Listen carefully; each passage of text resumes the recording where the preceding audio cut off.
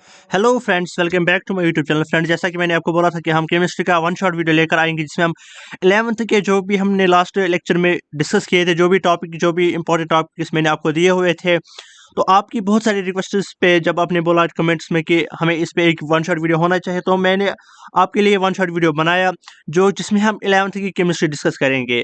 लेकिन फ्रेंड्स, मैं आपको ये बता दूं कि मैंने आपको बताया था कि वीडियो इवनिंग में अपलोड हो जाएगा, लेकिन कुछ टेक्निकल इशू मेरे सिस्टम में आ रहा था, इसलिए मैं वीडियो अब टाइम पे अपलोड नहीं कर पाया। लेकिन फ्रेंड्स, अब वीडियो आ गया है तो आप इसको अच्छे से देख लीजिएगा। और वीडियो स्टार्ट करने से पहले मैं हमेशा जो जो भी कुछ इंपॉर्टेंट बातें बता देता हूँ, वो आपके exam of point of view से बहुत इंपॉर्टेंट होती है। तो पहली बात यह है कि हम इस केमिस्ट्री जो भी हमने लास्ट लेक्चर में इंपॉर्टेंट गेस्ट क्वेश्चंस दिए थे, एक्चुअली वो गेस्ट क्वेश्चंस नहीं, एक्चुअली इंपॉर्टेंट टॉपिक्स है। मतलब जब आपका इंग्लिश पेपर टफ आया था, बहुत ज़्यादा टफ आया था, तो उसके हिसाब से मैंने आपका केमिस्ट्री का पेपर, केमिस्ट्री पैटर्न का पेपर दिया हुआ था। उसमें हमने ये डिस्कस किया कि पेपर कैसे आ सकता है, टफ पेपर भी अगर पूछा जाएगा तो कैसे पूछा जाएगा, कौन कौन से क्वेश्चन ऐसे जिनसे आपका पेपर टफ निकल सकता है। तो जो भी टफ टॉपिक्स है उनको भी मैंने उस वीडियो में लिया हुआ था। तो अगर आपको वो टॉपिक्स आते हैं तो आप उन्हीं से कंटिन्यू कर सकते हो। फिर भी अगर आप छोटा सा या एक रिवीजन चाहते हो तो आप ये वन शॉट वीडियो देख सकते हो। तो फ्रेंड्स, आपकी आसानी के लिए मैंने आपके लिए एक काम किया है। तो आप क्या कर सकते हो, मैंने एक काम किया, मैंने इस वीडियो को, मतलब जो भी उस पेपर में गेस्ट क्वेश्चन दिए थे, उसको मैंने 3 पोर्शन में डिवाइड किया हुआ है, क्योंकि मैं नहीं चाहता हूं कि आप भी एक ही वीडियो से बोर हो जाओ। मतलब सारा कुछ हम इसी में डिस्कस करेंगे, यानी फिजिकल केमिस्ट्री भी इसी में डिस्कस करेंगे, ऑर्गेनिक भी इसी में डिस्कस करेंगे, और इनऑर्गेनिक में इसी में डिस्कस करेंगे। मैं चाहता हूं कि हम ऑर्गेनिक अलग डिस्कस करें, इनऑर्गेनिक अलग डिस्कस करें, और ऑर्गेनिक अलग डिस्कस करें, और फिजिकल भी अलग हम इसमें डिस्कस करें। तो हम 3 वन शॉट वीडियो लेकर आएंगे, ज़्यादा बड़े नहीं होंगे, जिससे आप भी बोर नहीं हो जाओगे, और ज़्यादा वीडियो लंबा भी नहीं जाएगा, जिसको आप अच्छे से प्रिपेयर कर पाओगे। तो मैं आपको इतना सजेस्ट कर दूंगा कि आप के लिए एग्जाम में बहुत कम टाइम बचा हुआ है, बस आप इस वीडियो को देख लीजिए, फिर इसको बार बार प्रैक्टिस कर लीजिए, तो आपका सारा कंफ्यूजन क्लियर हो जाएगा। और आप एक्सटर्नल भी पढ़ सकते हो यूट्यूब से, जहाँ से भी आप प्रिपेयर कर रहे हो, अपने नोट से जहाँ से भी आपने प्रिपेयर किया है, आप वहाँ से प्रिपेयर कर सकते हो। तो जो भी टॉपिक्स हम यहाँ पे डिस्कस करेंगे, आप उनको अच्छे से पढ़ लीजिएगा, अच्छे से रिवाइज कर लीजिएगा, और जितना मैंने इस वीडियो में दिखाया है, अगर आप एग्जाम में भी उतना ही लिखोगे तो आपको बराबर मार्क्स मिलेंगे, ये मैं आपको गारंटी देता हूँ। तो आपको थोड़ा एडवांस लेवल पढ़ना होगा, हायर ऑर्डर थिंकिंग स्किल्स के क्वेश्चन जो है वो आपको पढ़ने होते हैं, जिसको हम HOTS बोलते हैं, यानी हॉट्स क्वेश्चन बोलते हैं। वो आपको यहाँ से ज़रूर पढ़ के जाना है। तो वो भी मैं बताऊंगा कि कहाँ कहाँ से आने वाले हैं। तो अगर आप वो शायद 15 मिनट्स का वीडियो है, वो भी अगर आप देख के आओगे तो वो आपके लिए बेहतर हो जाएगा। उसके बाद मैं आपको ये बता दूं कि जो ये पोर्शन ये मैं खुद कवर करने वाला हूँ। इनऑर्गेनिक और ऑर्गेनिक के लिए अलग अलग जो भी मेरे फ्रेंड्स है, टीचर्स है, उनसे उनसे मैं रिक्वेस्ट करता हूँ, वो आपको ये क्लियर करवा देंगे, क्योंकि मैं चाहता हूँ कि अलग अलग सब्जेक्ट को अलग अलग आपका एक एक्सपर्ट होना चाहिए। इनऑर्गेनिक का अलग एक्सपर्ट और ऑर्गेनिक का अलग एक्सपर्ट होना चाहिए, जो आपको ये क्लियर कर देगा। तो उनके लिए मैं अलग टीचर को प्रिपेयर करूंगा, तो उसका वन शॉट भी कल ही आएगा। मतलब मैं ज़्यादा केप नहीं दूंगा, वो भी कल ही आ जाएगा। यानी अगर ये वीडियो 4th डेट को अपलोड हुआ, या 4th डेट के लेट इवनिंग को अपलोड हुआ, तो 5th डेट के इवनिंग को दूसरा आ जाएगा, और 6th के दिन तीसरा वीडियो आ जाएगा, जिसमें जिन जिन 3 पार्ट्स में ये सारा जो आपका केमिस्ट्री हम क्लियर कर देंगे। देखो ये जो जैसा कि मैं बताता हूँ कि ये एक्चुअली गेस्ट पेपर नहीं होता, एक्चुअली इंपॉर्टेंट क्वेश्चंस होते हैं। गेस्ट पेपर्स हम उनको देते हैं जिन्होंने कुछ पढ़ा नहीं होता है, वो बस खाली उनको हम 10-20 या 25 क्वेश्चन देते हैं, वो उनको प्रिपेयर कर लेते हैं, वो उनसे एवो द पास मार्क्स एक्सपेक्ट करता है, वो उससे पास करता है, उसको हम गेस्ट पेपर बोलते हैं। उसके बाद आते हैं इंपॉर्टेंट क्वेश्चंस। इंपॉर्टेंट क्वेश्चंस का मतलब ये होता है कि आप उनको पढ़ते हो, उसमें आप ये देखते हो कि what to read and what not to read. और मैं हमेशा बोलता हूँ, what to read is not important, but what not to read is much more important. मतलब आपको पहले ये देखना है कि मुझे क्या अपनी बुक्स में छोड़ना है, कौन सा टॉपिक मुझे नहीं पढ़ना है, वो आपको पहले देखना है। वो हम इंपॉर्टेंट क्वेश्चंस में डिस्कस करते हैं।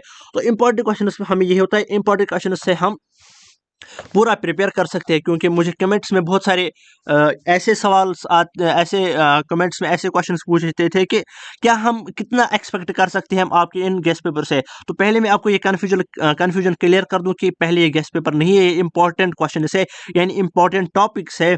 इनसे आप अगर हम 70 की बात करेंगे तो 60 प्लस आप इनसे एक्सपेक्ट कर सकते हो, क्योंकि मैंने आपको बोल दिया है उस वीडियो में कि आपका 1 मार्क्स वाला यानी MCQ भी किस टॉपिक से पूछा जाएगा, जिसमें मैंने थोड़ा सा बोहर के बारे में आपको बोल दिया था। और वहाँ पे बोहर के मॉडल से आपको एनर्जी निकालनी होगी, रेडियस निकालनी, उस पर न्यूमेरिकल आ जाएगा, कन्फर्म आ जाएगा। वहाँ पे मैंने आपको ये भी बता दिया था कि MCQ किससे आएंगे, वेरी शॉर्ट और शॉर्ट किससे आएंगे, और फिजिक्स का वीडियो भी मैंने अपलोड किया हुआ था। तो पहले अगर हम इस स्लाइड की तरफ चलते हैं, इसमें जो भी लिखा होगा आप इस पर ध्यान दीजिएगा कि खुद ही पढ़ लीजिएगा।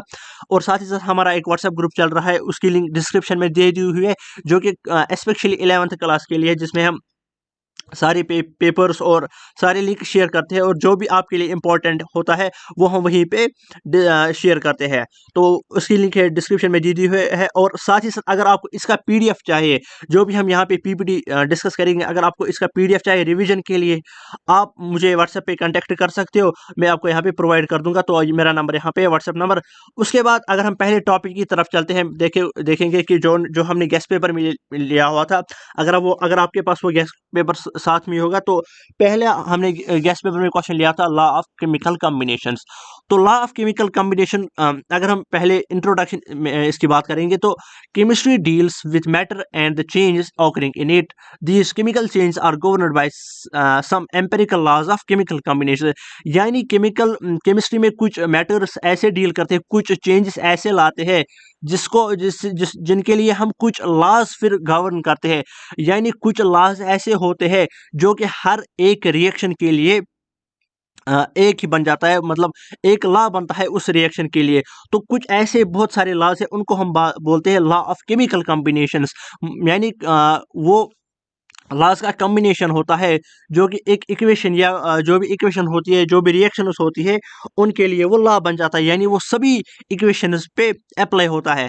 तो पहला जो लॉ हम डिस्कस करेंगे that is law of conservation of मास, ये आपको यहाँ पे दिया हुआ है। उसके बाद जो हम दूसरा डिस्कस करेंगे that is law of constant composition और लॉ ऑफ डेफिनेट प्रोपोर्शन, ये हम डिस्कस करेंगे। उसके बाद लॉ ऑफ मल्टीपल प्रोपोर्शंस, ये हम डिस्कस करेंगे। उसके बाद जो fourth law that is law of reciprocal proportion. उसके बाद एक और लॉ आता है दैट इज गैलो-सिक्स लॉ, वो ज़्यादा इंपॉर्टेंट नहीं है, अगर आप अपने नोट से वो पढ़ के भी जाओगे, वो भी आप वहां से कवर कर सकते हो। पहला लॉ हम जो यहाँ पे डिस्कस करेंगे, मैंने एक एक स्लाइड में एक एक लॉ लिया हुआ है, और मैंने आपको स्टेप वाइज यहाँ पे लिखाया हुआ है कि कैसे आप प्रिपेयर कर सकते हो। पहले इंट्रोडक्शन में आप क्या लिखोगे that this law was given by Antoine Lavoisier, यानी इस लॉ को किसने दिया हुआ था, एंटोनी लेवेजियर ने इस लॉ को दिया हुआ था। और इसको हम क्या कहते हैं, लॉ ऑफ कंजर्वेशन ऑफ मास। इसने क्या कहा था इस लॉ में, that it states that mass is neither be created not destroyed, यानी मास हम नहीं ना बन सकता है ना डिस्ट्रॉय हो सकता है ड्यूरिंग ए केमिकल रिएक्शन। यानी जो एक केमिकल रिएक्शन होती है, केमिकल रिएक्शन के दौरान न मास बन सकता है न मास डिस्ट्रॉय हो सकता है। यानी जो ऑल ओवर केमिकल रिएक्शन होगी, उसमें मास न डिस्ट्रॉय होगा न क्रिएट होगा। यानी न मास अगर किसी रिएक्शन का किसी एलिमेंट का मास 18 ग्राम्स है, तो रिएक्शन होने के बाद उसका मास वही 80 ग्राम्स होगा, ना उसमें कम होगा ना उसमें ज़्यादा होगा। इसके कहने का मतलब यही है कि it states that mass can neither be created nor destroyed during a chemical reaction. या इन अदर वर्ड्स हम कैसे इसको डिफाइन कर सकते हैं, in a chemical reaction the initial weight of a reacting substance is equal to the weight of the products। देखो मैंने आपके लिए यहाँ पे 3 डेफिनेशंस दिए हुए एक ही लॉ के लिए। पहली डेफिनेशन ये है कि मास के neither be created not destroyed during a chemical reaction, या आप ऐसे भी कह सकते हो एक रिएक्शन में रिएक्टेंट्स का मास, यानी जो इनिशियल मास होगा वो ही मास जो मतलब पहले ऐसे में आपको समझा दूं यहाँ पे, जब भी एक केमिकल रिएक्शन होती है उसमें रिएक्टेंट्स पहले मिलते हैं। जो रिएक्टेंट्स का टोटल मास होगा या जो रिएक्टेंट्स का टोटल वेट मास होगा, वो इक्वल होगा जो भी आपको लास्ट में प्रोडक्ट मिलेगा उसके बराबर होगा। यानी in a chemical reaction the initial weight of reacting substance, जो भी एलिमेंट्स आपस में रिएक्ट होते हैं, उनका जो वेट होता है वो बराबर होता है जो आपको लास्ट में प्रोडक्ट्स मिलते हैं, उनका भी वेट बराबर होता है उसी के बराबर होता है। तो यहाँ पे हम एक और डेफिनेशन यहाँ पे, mass can neither be created not destroyed during a chemical reaction but it only change one form to another form. यानी मास ना बन सकता है ना क्रिएट हो सकता है, बट ये वन फॉर्म से अनदर फॉर्म में चेंज हो सकता है। यहाँ पे अगर हम एग्जाम्पल एक देखेंगे, an iron increase in weight on rusting, it is because of its combination of oxygen from the air and increase its weight is exactly to the weight of the oxygen combined। इसका मतलब यह है कि जब iron को rusting होती है तो इसका वेट इंक्रीज होता है। इसका वेट इंक्रीज इसलिए होता है क्योंकि इसमें ऑक्सीजन मॉलिक्यूल्स ऐड होते हैं, जो कि एयर में हमारे ऑक्सीजन मॉलिक्यूल्स होते हैं वो ऐड अप इसमें हो जाते हैं।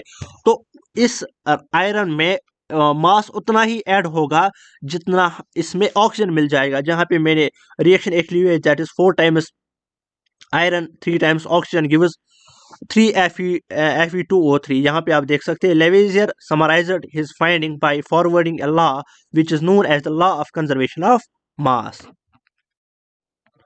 इसके बाद हम अपने सेकंड टॉपिक की तरफ चलते हैं, that is law of constant proportions. Law of constant proportions में इंट्रोडक्शन क्या है, that is Louis Proust in 1799 proposed the law of constant proportions. इसका स्टेटमेंट क्या है, देखो मैंने इसको अच्छे से एक्सप्लेन किया हुआ है। इट सेड्स that different samples of same compound always contain same elements combined together in same proportion by mass। देखो कुछ स्टूडेंट्स को ये समझ नहीं आया होगा कि इसके कहने का मतलब क्या है। ये बस इतना स्टेट करता है कि अगर हम सेम कंपाउंड के डिफरेंट सैंपल्स लेंगे वो हमेशा सेम एलिमेंट से सेम रेशो ऑफ मास में जुट जाएंगे। एग्जाम्पल अगर मैं आपको यहाँ पे समझा दूँ, अगर हम कोई वाटर सैंपल लेंगे किसी एक जगह से, फिर दूसरा वाटर सैंपल लेंगे, प्योर वाटर सैंपल लेंगे, यानी हम अलग अलग जगहों से अलग अलग वाटर सैंपल्स कलेक्ट करेंगे, फिर हम उनको देखेंगे कि इनका रेशो ऑफ मास क्या है। रेशो ऑफ मास का मतलब यह है कि हम देखेंगे कि 1 ग्राम का हाइड्रोजन कितने ग्राम ऑफ ऑक्सीजन से मिलता है। अगर हम घर का पानी लेंगे उसमें हम टेस्ट करेंगे कि 1 ग्राम हाइड्रोजन कितने ग्राम ऑफ हाइड्रोजन कितने ग्राम ऑफ ऑक्सीजन से मिलेगा, उसको हम वो रेशो हम लिखेंगे पहले। फिर हम ओशन का वाटर लेंगे, उसमें भी हम देखेंगे कि 1 ग्राम हाइड्रोजन कितने ग्राम ऑफ ऑक्सीजन से मिलता है। तो इसके कहने का मतलब है कि अगर हम डिफरेंट सैंपल्स लेंगे तो हर जगह सैंपल्स का वाटर सैंपल्स का सेम कंपाउंड का रेशियो सेम रहेगा, यानी जितने मॉलिक्यूल्स या जितने ग्राम्स ऑफ ऑक्सीजन वाटर से मिल जाएंगे उतने ही ओशन में भी 1 ग्राम ऑफ हाइड्रोजन ऑक्सीजन के ग्राम से मिल जाएंगे। यहाँ पे मैंने एक्सप्लेनेशन ली हुई है, यहाँ पे आप देख सकते हैं। दूसरी डेफिनेशन अगर हम पढ़ेंगे, when different elements combine to give a pure compound the ratio between masses of these elements will always remain same। इसके कहने का मतलब भी यही है कि जब डिफरेंट एलिमेंट्स कंबाइन होते हैं एक कंपाउंड बनाने के लिए, उसका रेशो उसके मास का रेशो हमेशा सेम रहता है। एक्सप्लेनेशन हम यहाँ पे देखेंगे या हम इसको प्रूव भी कह सकते हैं। Proust proved experimentally that a compound obtained from different sources, यानी अगर हम कोई कंपाउंड डिफरेंट सोर्सेज लेंगे will always contain same elements combined together in a fixed proportion, यानी वो हमेशा एक ही प्रपोर्शन में कंबाइन हो जाएंगे।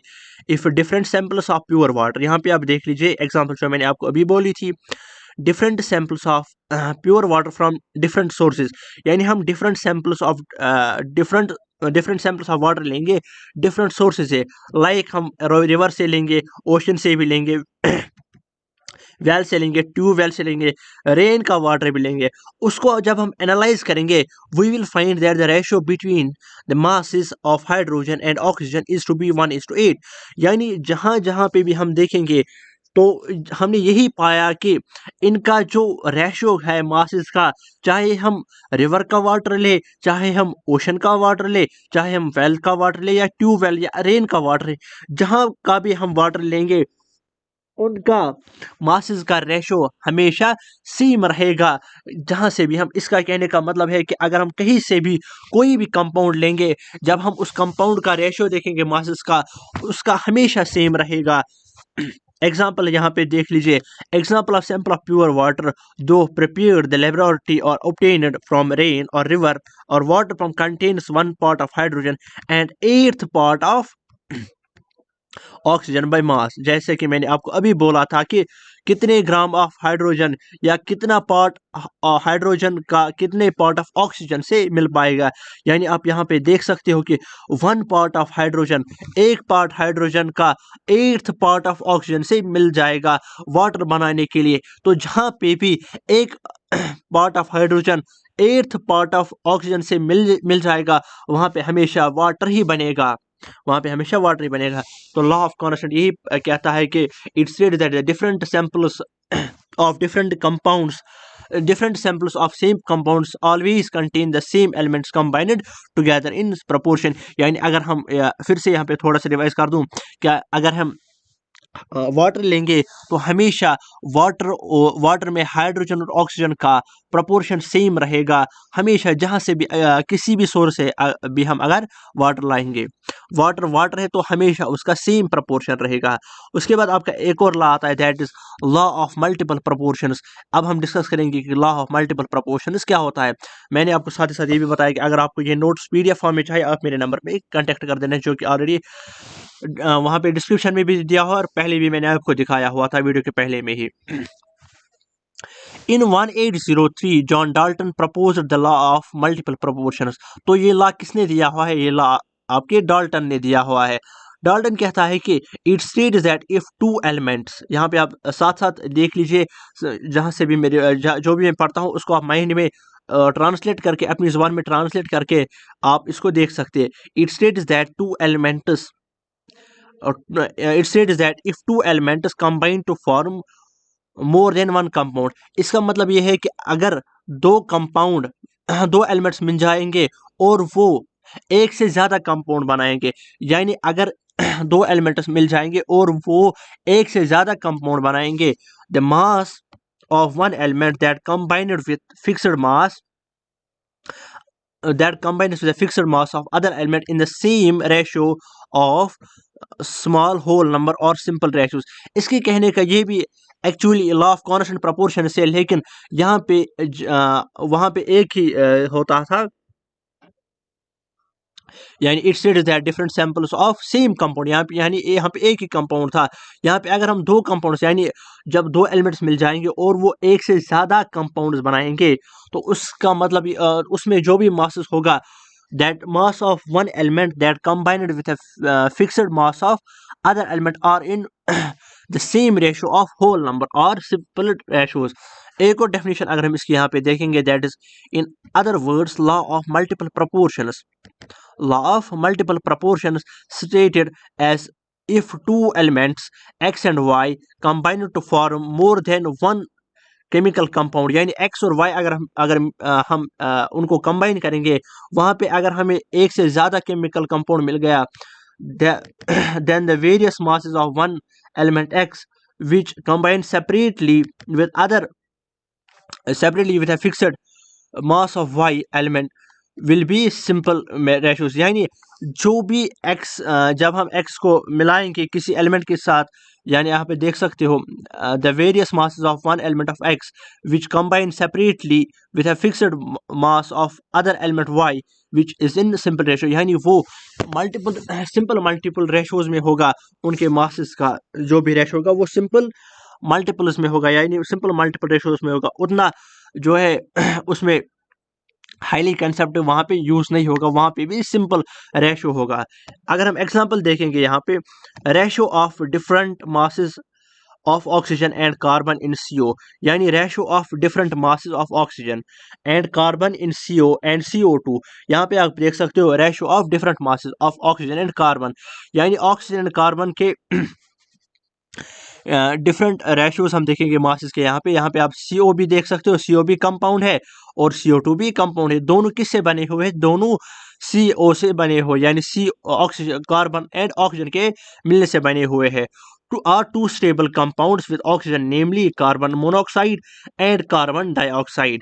The ratio between different masses of oxygen in two compounds, यानी अगर हम देखेंगे कि ऑक्सीजन का रेशियो क्या है दोनों कंपाउंड्स में, it is with fixed mass of carbon, that is 12 gram, is simple 16:32, यानी सिंपल रेशियो अगर हम लेंगे that is 1:2, which is simple whole number ratio, and they obey law of multiple proportion से आप यहाँ से कर सकते हो। यहाँ से आप स्क्रीनशॉट भी ले सकते हो या आप मुझे नंबर पे कांटेक्ट कर सकते हो, वहाँ पे मैं आपको PDF फॉर्म में प्रोवाइड करूँगा। इसके बाद आपका आता है that is law of reciprocal proportion. When two different elements A and B combine separately with fixed mass of the third element E, the proportion in which these combine with E will be either in the same ratio और simple, यानी ये भी ऐसा ही है, यानी या तो ये सेम रेशियो में होगा या वो some simple multiple of it, यानी वो सिंपल मल्टीपल यहाँ पे अगर हम यहाँ पे आपको एग्जांपल से समझ आ जाएगा। When two element C and O, यानी कार्बन एंड ऑक्सीजन जब मिलेगा अलग अलग सेपरेटली कंबाइंड विद ऑक्सीजन, यानी जब कार्बन हाइड्रोजन से मिलेगा और जब ऑक्सीजन हाइड्रोजन से मिलेगा, यहाँ पे हम देखेंगे with H to form methane, जब CH से मिलेगा तो वहाँ पे मीथेन बनेगा, जब ऑक्सीजन H से मिलेगा तो वहाँ पे वाटर बनेगा। इन CH4 ratio between carbon and hydrogen is 12:4, that is 3:1। यहाँ पे आप देख सकते हो सिंपल मल्टीपल है, सिंपल रेशियोज है यहाँ पे।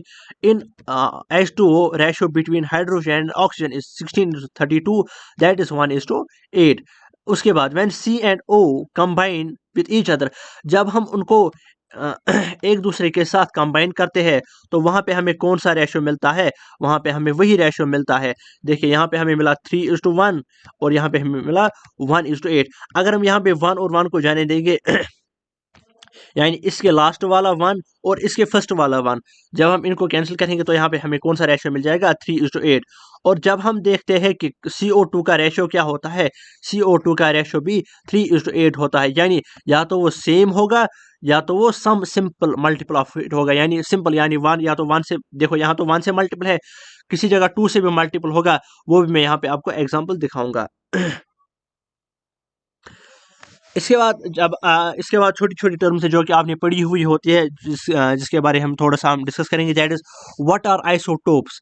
आइसोटोप्स का मतलब क्या होता है, atoms of the element with same atomic number, यानी ऐसे एलिमेंट्स जिनका एटॉमिक नंबर सेम होगा but different in mass number. Example 1H1, यहाँ पे आप देख सकते हो हाइड्रोजन का एटॉमिक नंबर 1 है बट मास नंबर ऊपर 1 है, दूसरे में एटॉमिक नंबर 1 है मास नंबर 2 है, और यहाँ पे जो 1H3 है इसका एटॉमिक नंबर 1 है और मास नंबर 3 है। These are 3 isotopes of hydrogen, यानी इसमें क्या होता है, इसमें जो भी एटम्स होंगे उनका एटॉमिक नंबर तो सेम होगा लेकिन मास नंबर डिफरेंट होगा। यानी हम ऐसे भी कर सकते हैं, जैसे आप क्लोरीन में देख सकते हो, दैट इज क्लोरीन का एटॉमिक नंबर 17 है, उसका हम मास नंबर 35 भी लेते हैं, 37 भी लेते हैं, यानी different mass number but same atomic number. उसके बाद बात आती है isobars, atoms having same mass number, यानी जिन एटम्स में मास नंबर तो सेम होगा but differ in atomic number. यानी अगर हम फास्फोरस की बात करेंगे, फास्फोरस का एटॉमिक नंबर 15 है और इसका मास नंबर 32 है, और अगर हम सल्फर की बात करेंगे, सल्फर का एटॉमिक नंबर 16 है और इसका मास नंबर 32 है, इनको हम आइसोबारस बोलते हैं। यानी यहाँ पर आप देख सकते हो कि फास्फोरस का एटॉमिक नंबर 15 है, सल्फर का एटॉमिक नंबर 16 है, बट दोनों का मास नंबर 32 है। यानी आइसोबारस ऐसे एलिमेंट्स होते हैं जिनका मास नंबर तो सेम होता है बट एटॉमिक नंबर डिफरेंट होता है। इसके बाद आइसोटोन्स, आइसोटोन्स क्या होते हैं, atoms having same number of neutrons, यानी जिन एटम्स में सेम नंबर ऑफ न्यूट्रॉन्स होंगे but different number of protons और मास नंबर, इनको हम क्या बोलते हैं, इनको हम बोलते हैं आइसोटोन्स। एग्जांपल है C14 8, यानी ऑक्सीजन का क्या हो यहाँ पे मास नंबर है दैट इज 16, और यहाँ पे आप देख सकते हो यहाँ पे एक्चुअली ये C14 नहीं, एक्चुअली 2C14 नहीं, यहाँ पे 6C14 है, क्योंकि यहाँ पे कार्बन का एटॉमिक नंबर 6 है, और यहाँ पे ऑक्सीजन आप देख सकते हो 8 और 16, और यहाँ पे आप देख सकते हो 7 to 14। यहाँ पे हम आइसोटोन्स उनको कहते हैं जिनका मास नंबर तो सेम होगा, जिनका सेम नंबर ऑफ न्यूट्रॉन्स होंगे but different number of protons या मास नंबर डिफरेंट होगा। इसके बाद एक और टॉपिक हमने उसमें मेंशन किया हुआ था गेस्ट पेपर में, यानी इंपॉर्टेंट टॉपिक्स में, that is empirical formula. What is empirical formula? यहाँ पे आप देख सकते हो द फार्मूला। यहाँ पे मैंने एग्जांपल्स क्यों ज़्यादा, क्योंकि आपको ज़्यादा एग्जांपल से ही समझ आता है। जितना ज़्यादा आप एग्जांपल्स करोगे, जितना ज़्यादा आप डिफिनीशंस याद रखोगे, उनमें से आपको थोड़ा थोड़ा याद रहेगा, तो आप अच्छे से एग्जाम में कर पाओगे। The formula which shows simplest ratio of different elements. ऐसी फार्मूला जो सिंपलेस्ट रेशो ऑफ, जो हमें सिंपलेस्ट रेशो दे, जो सिंपलेस्ट रेशो शो करता है डिफरेंट एलिमेंट्स का प्रेजेंट इन ए कंपाउंड। यानी जो भी अगर एक कंपाउंड होगा, उसमें जो भी एटम्स यूज किए होंगे, उनका हम सिंपलेस्ट रेशो लेते हैं। यहाँ पे अगर हम लेंगे बेंजीन एक कंपाउंड है, दैट इज उसकी जो एम्पेरिकल फार्मूला है, उसकी जो मॉलिक्यूलर फार्मूला है दैट इज C6H6। लेकिन अगर हम 6 उसमें कॉमन निकालेंगे, तो वहां पे हमें क्या मिल जाएगा? उसके empirical formula that is CH। यानी इसका सिंपलेस्ट रेशो, जितना हम इसको सॉल्व कर सकते हैं उतना, जैसे हम रेशो उसको सॉल्व करते हैं, अगर हमें किसी जगह रेशो आता है 2:8, तो वहाँ पे हम क्या लिख सकते हैं? वहाँ पे हम लिख सकते हैं 1:4। यहाँ पे भी ऐसे ही, जैसे कि यहाँ पे है 6 C6H6, यहाँ पे हम 6 को कॉमन ले सकते हैं, तो यहाँ पे हमें क्या मिल जाएगा? खाली CH। तो ग्लूकोज की अगर हम बात करेंगे, ग्लूकोज की जो मॉलिक्यूलर फार्मूला है दैट इज C6H12O6, बट इसकी जो एम्पेरिकल फार्मूला आ जाएगा दैट इज CH2O। यहाँ पे आप देख सकते हो, अगर हम सी से 6 निकालेंगे, एच से भी 6 निकालेंगे, ओ से भी 6 निकालेंगे, तो एच से यहाँ पे खाली बच जाएगा 2, और यहाँ पे 1, ओ सी के पास 1 और ओ के पास 1, इसीलिए यहाँ पे बचा CH2O। इसके बाद एक और कंपाउंड है आपका दैट इज हाइड्रोजन पेरोक्साइड, यानी H2O2। यहाँ पे अगर हम देखेंगे एम्पेरिकल फार्मूला क्या होगी, यहाँ पे आप देख लीजिए कि इसकी मॉलिक्यूलर फार्मूला है H2O2। यहाँ से हम H का 2 लेंगे, O का 2 लेंगे, वहाँ पे हमें खाली बच जाएगा दैट इज HO, यहाँ पे हमें बच जाएगा। वाटर की अगर हम यहाँ पे बात करेंगे that is empirical form of water is H2O। यानी जैसे इसकी एम्पेरिकल फार्मूला है, वैसे ही इसकी मॉलिक्यूलर फार्मूला है। यहाँ पे आप देख सकते हो, यहाँ पे हम क्या कॉमन निकाल सकते हैं? अगर हम ऐसे कॉमन 2 निकालेंगे, ओ के पास तो खाली 1 बचा हुआ है, तो उससे हम कुछ भी कॉमन नहीं निकाल सकते। तो यहाँ पे डायरेक्ट क्या आ जाएगा? यहाँ पे डायरेक्ट आ जाएगा मॉलिक्यूलर फार्मूला। यहाँ पे हम देख सकते हैं कि compounds having same molecular formula, यानी जैसे उनकी molecular having same empirical formula, यानी जैसे उनकी मॉलिक्यूलर फार्मूला है, वैसी उनकी कौन सी फार्मूला बन जाती है? Empirical formula. यहाँ पे एग्जांपल के तौर पर हम लेंगे एसिटाइलिन, यानी C2H2 and benzene C6H6 have same empirical formula. यानी अगर हम एसिटाइलिन की बात करेंगे, एसिटाइलिन में हम अगर 2 कॉमन निकालेंगे, तो एसिटाइलिन की क्या फार्मूला बन जाएगी? Empirical formula CH। अगर हम बेंजीन की यहाँ पे देखेंगे, बेंजीन में अगर हम 6 कॉमन निकालेंगे, तो यहाँ पे क्या बचेगा? खाली CH। तो यहाँ पे दोनों की फार्मूला, एम्पेरिकल फार्मूला क्या बन जाएगी? CH। तो एसिटिक एसिड की अगर हम बात करेंगे that is CH3COOH and glucose C6H12O6। यानी अगर हम यहाँ से भी देखेंगे, इसमें कितने O है, इसमें कितने H है, अगर हम इनमें से कॉमन निकालेंगे, यहाँ पे आप देख सकते हो, यहाँ पे C 2 है, H 4 है, और O भी 2 है। अगर हम C से 2 कॉमन निकालेंगे, H से भी 2 कॉमन निकालेंगे, O से भी 2 कॉमन निकालेंगे, तो यहाँ पे C 1 बचेगा, H 2 बच जाएंगे, और O भी 1 बच जाएगा। तो यहाँ पे दोनों की फार्मूला क्या बन जाएगी? CH2O, यानी C1H2 और O1 आपके पास यहाँ पे बच जाएगा। तो यहाँ पे आपकी ये एम्पेरिकल फार्मूला है। इसके बाद हम डिस्कस करेंगे that is molecular formula. Molecular formula तो सिंपल है, या तो जो आप वैसा ही है जैसा आप 9th में पढ़ते हो। Molecular formula of an element और a compound represent the actual number and type of atoms in molecule. इसमें क्या होता है? इसमें जो एक्चुअल नंबर ऑफ एलिमेंट होंगे, जितने इसमें एलिमेंट्स होंगे, वो एक्चुअल हम यहाँ पे लेते हैं, और साथ ही साथ जैसा एलिमेंट होगा, जैसा एटम होगा, वैसा ही इसमें हम मॉलिक्यूल में लेते हैं। It can either be same as empirical formula और सम मल्टीपल ऑफ इट। यानी ये तो या तो ये सेम हो सकता है एम्पेरिकल फार्मूला के जैसा, या तो ये कुछ उसका मल्टीपल होगा। एग्जाम्पल अगर हम यहाँ पे लेंगे that is carbon dioxide. Molecular formula carbon dioxide क्या होती है? CO2। यानी इसमें हम बराबर लेते हैं, यानी जितने C होंगे वो भी लेते हैं, जितने O होंगे वो भी लेते हैं। यहाँ पे हम कॉमन कुछ भी नहीं निकालते हैं। It represents true composition of compound. अगर हम देखेंगे यहाँ पे, अगर मैं यहाँ पे आपको बता दूं कि CO2 की आप मुझे एम्पेरिकल फार्मूला निकाल के दो, तो इसकी एम्पेरिकल फार्मूला क्या बन जाएगी? इसकी एम्पेरिकल फार्मूला सेम ही बन जाएगी, यानी CO2 एम्पेरिकल फार्मूला की क्या बन जाएगी CO2, वो यानी दोनों फार्मूलाज सेम होंगे। लेकिन अगर हम यहाँ पे मॉलिकुलर फार्मूला ऑफ ग्लूकोज देखेंगे यानी C6H12O6, ये इसकी मॉलिकुलर फार्मूला है, that is equal to the, ये हम 6 का, अगर हम इनमें से 6 कॉमन निकालेंगे तो यहाँ पे बच जाएगा CH2O, यानी हम कह सकते हैं दैट और 6 टाइम्स एम्पेरिकल फार्मूला, यानी ये 6 टाइम्स है एम्पेरिकल फार्मूला, क्योंकि वहाँ पे क्या हमें मिल जाता है CH2O, यहाँ पे मुझे ओ मैंने यहाँ पे नहीं लिखा हुआ, यहाँ पे आ जाएगा CH2O, यानी 6 टाइम्स यहाँ पे हमारी एम्पेरिकल फार्मूला बन जाएगी। अगर हमें मॉलिकुलर फार्मूला किसी भी कंपाउंड की निकालनी होगी, हम कैसे निकाल सकते हैं, उसके लिए मैंने यहाँ पे फार्मूला दी हुई है।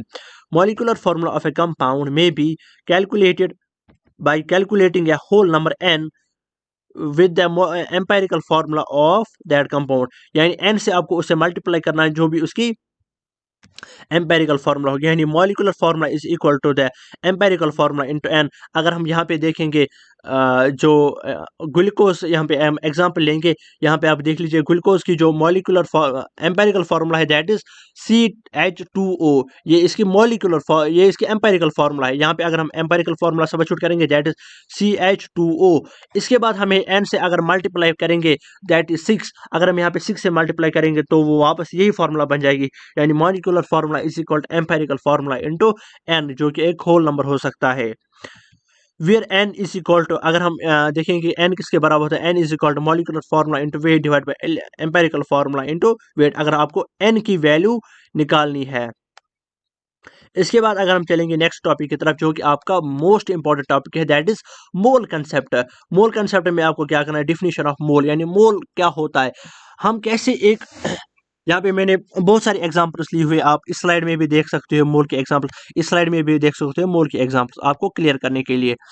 अगर हम यहाँ पे देखेंगे कि मॉलिक्यूलर मास, यानी डिफिनेशन ऑफ मोल क्या है, the molecular mass, atomic mass and formula mass of A substance, यानी एक्सप्रेस्ड इन ग्राम्स, यानी अगर हम देखेंगे कि द मॉलिक्यूलर मास और एटॉमिक मास और फॉर्मूला मास, यानी आप देख सकते हो molecular mass, atomic mass and formula mass of A substance, यहाँ पे हम देख सकते हैं कि एक मोल किसके बराबर होता है, 1 mole of C is equal to the 12 grams. देखो यहाँ पे मैं आपको ऐसे समझा दूंगा, कार्बन का एटॉमिक नंबर क्या होता है, कार्बन का एटॉमिक नंबर होता है 6, तो इसका मास नंबर क्या बन जाएगा, इसका मास नंबर बन जाएगा 12, यानी एक कार्बन का मास है 12, इसी को हम बोलते हैं कि एक mole of carbon is equal to the 12 grams, यानी जितना एक कार्बन का मास होगा वही उसके बराबर क्या है, मोल, यानी 1 mole is equal to the molecular mass या एटॉमिक मास।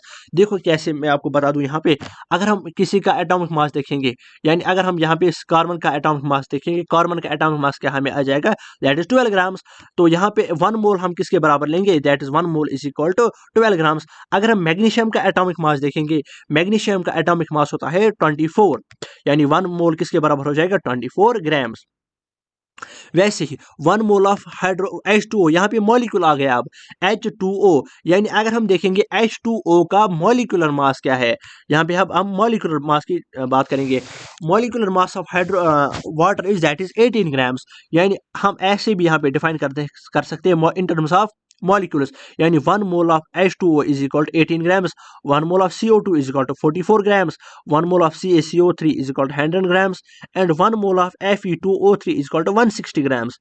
अगर हम फार्मूला से देखेंगे नंबर ऑफ मोल्स किसके बराबर होते हैं, number of moles is equal to the given mass of substance, जो भी एक सबस्टेंस का गिवन मास होगा, divided by the atomic mass और फॉर्मूला मास और मॉलिक्यूलर मास, यानी चाहे आपको एटॉमिक मास गिवन दिया हो, मॉलिक्यूलर मास गिवन दिया हो, जो भी मास आपको गिवन दिया गया हो, आपको उसको देखना है क्या वो मॉलिक्यूल है, क्या वो एटम है, क्या वो कोई सबस्टेंस हो, जैसा भी वो सबस्टेंस हो, आपको फिर उसी के मास, यानी चाहे वो आपको, अगर आपको ऊपर एटम होगा तो आपको एटॉमिक मास से डिवाइड करना है, अगर फॉर्मूला मास होगा तो फॉर्मूला मास से डिवाइड करना है, अगर मॉलिक्यूलर मास होगा तो फिर आपको मॉलिक्यूलर मास से डिवाइड करना है।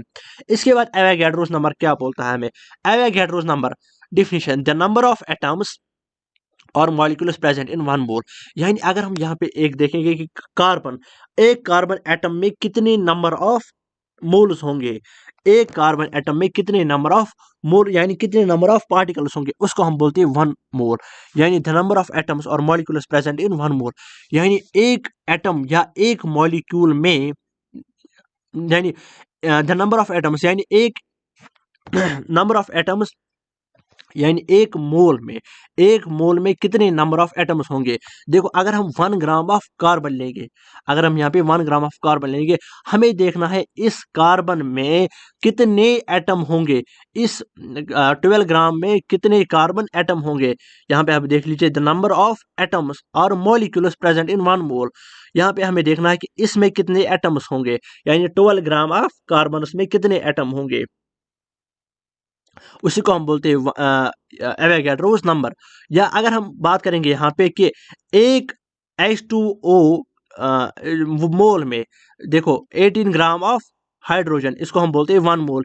यानी इस 18 ग्राम ऑफ वाटर में या 18 ग्राम ऑफ वाटर में, या तो आप कह सकते हैं 1 मोल ऑफ वाटर में जितने भी नंबर ऑफ पार्टिकल्स, जितने भी नंबर ऑफ मॉलिक्यूल्स होंगे, क्योंकि यहाँ पे ये मॉलिक्यूल है H2O, जितने भी नंबर ऑफ मॉलिक्यूल्स होंगे वो हमें कौन देता है, एवोगैड्रोस नंबर। एवोगैड्रोस नंबर बोलता है कि एक मोल ऑफ या तो एटम, या तो 1 मोल ऑफ एटम या 1 मोल ऑफ मॉलिक्यूल, या यहाँ पे आप देख सकते हो 1 mole of atom carbon, 1 mole of molecule H2O, इसमें इतने एटम्स होंगे, कितने एटम्स होंगे 6.023 इंटू 10⁻23 पार्टिकल्स। यानी एक मोल में या तो इतने एटम्स होंगे अगर आप एटम की बात करोगे, या अगर आप करोगे 1 मोल की बात, तो उस एक मोल में कितने नंबर ऑफ मॉलिक्यूल्स होंगे, उसमें 6 इंटू 10⁻23 पार्टिकल्स होंगे।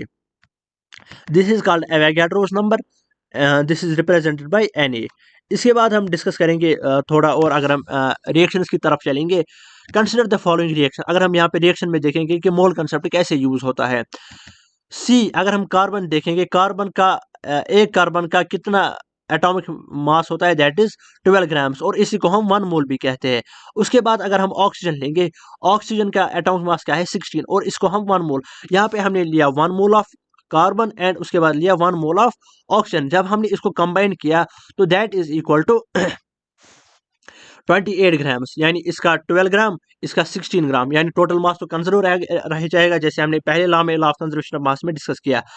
तो इसका टोटल मास आ जाएगा 28 ग्राम्स। यहाँ पे अगर 1 मोल ऑफ कार्बन था, 1 मोल ऑफ ऑक्सीजन था, यहाँ पे 2 मोल्स ऑफ कार्बन मोनोऑक्साइड नहीं आ जाएगा, यहाँ पे एक मॉलिक्यूल बन गया। यहाँ पे अब ये एक मोल अलग से बन गया 1 मोल, यहाँ पे ये बन गया अब 1 मोल ऑफ कार्बन मोनोऑक्साइड, यहाँ पे अब ये मॉलिक्यूल बन गया। तो यहाँ पे अगर हम देखेंगे 1 mole of C is equal to 12 grams, यानी इन्हीं 12 ग्राम्स में कितने नंबर ऑफ एटम्स होंगे, 6.02 इंटू 10⁻23 एटम्स। अगर हम देखेंगे 1 मोल ऑफ मैग्नीशियम, मैग्नीशियम का एटॉमिक मास कितना होता है 24 ग्राम्स, यानी एक मैग्नीशियम, 1 मोल ऑफ मैग्नीशियम में कितने एटम्स होंगे मैग्नीशियम के, 6.02 इंटू 10⁻23। अगर हम बात करेंगे 1 मोल ऑफ H2O, यानी एक मोल ऑफ वाटर मॉलिक्यूल में कितने मॉलिक्यूल्स ऑफ वाटर होंगे। यानी अगर आप लोगे एक मोल ऑफ, यानी आप एक बोतल में लोगे 1 मोल ऑफ वाटर, अब आपको देखना है इस 1 मोल ऑफ वाटर में कितने मॉलिक्यूल्स ऑफ वाटर होंगे। तो उस 1 मोल ऑफ वाटर में आपको 6.023 इंटू 10⁻23 मॉलिक्यूल्स ऑफ वाटर मिल जाएगा। इसी के साथ इसके साथ साथ 1 mole of CO3 is equal to 100 grams, 6.023 into 10⁻23 molecules of CaCO3। 1 mole of NaCl, यहाँ पे आपको मैं यहाँ से फिर से आपके लिए डिस्कस करता हूँ।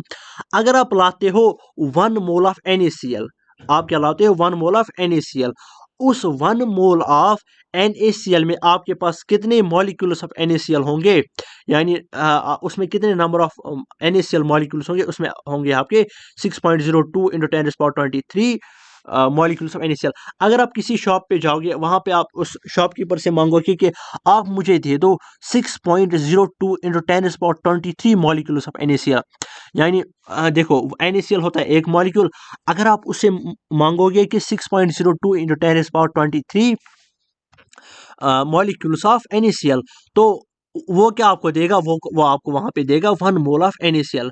आई होप कि आपको ये समझ आया होगा। तो अगर हम Cl की बात करेंगे, Cl का जो एटॉमिक मास होता है दैट इज 44 ग्राम्स, यानी 1 मोल ऑफ Cl में होंगे 6.022 इंटू 10⁻23 आयन्स ऑफ Cl। इसके बाद हम नेक्स्ट टॉपिक की तरफ चलते हैं, that is molarity and molality.